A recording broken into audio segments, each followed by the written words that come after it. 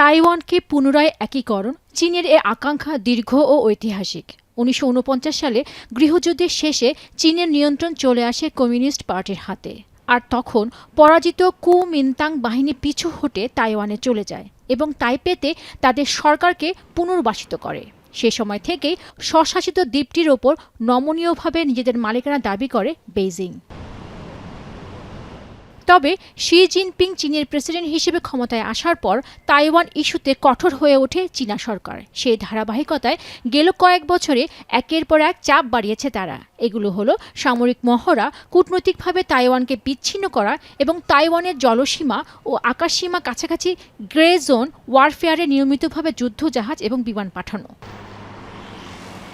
তবে প্রশ্ন হচ্ছে তাইওয়ান আসলে কি চায়। এক্ষেত্রে আন্তর্জাতিক গণমাধ্যম বিবিসি বলছে চীনের সাথে অবিচ্ছেদ্য অর্থনৈতিক ও সাংস্কৃতিক সম্পর্ক রয়েছে তাইপের। তবে শক্তিশালী গণতান্ত্রিক ব্যবস্থা থাকা সত্ত্বেও তাইওয়ানের বেশিরভাগ মানুষ নিজেদের চীন থেকে রাজনৈতিকভাবে স্বতন্ত্র মনে করে, এমনই তথ্য দিয়েছে বিবিসি।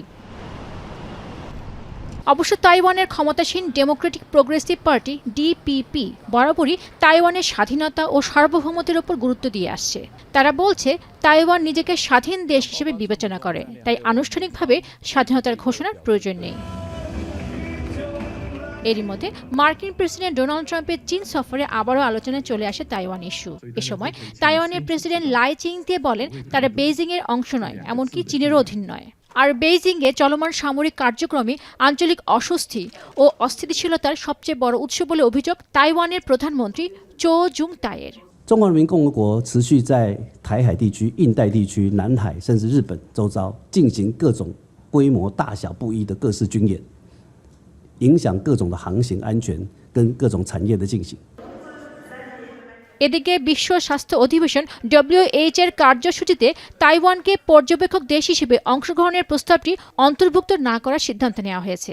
এ নিয়ে টানা 10 বছর প্রত্যাখ্যান হলো তাইওয়ান সম্পর্কিত এ ধরনের প্রস্তাব। এতে বোঝাই যাচ্ছে শুধু সামরিক উপস্থিতি নয়, কূটনৈতিকভাবে তাইওয়ানকে চাপে রাখছে চীন। পেনিকা সুলতানা, এখন বিশ্ব। 72 ঘন্টা ময়েশ্চার লক সমৃদ্ধ লিলি বডি ওয়াশ, শিয়া বাটারের গুডনেস স্কিন রিপেয়ার করে রাখে সফট ও গ্লোয়িং।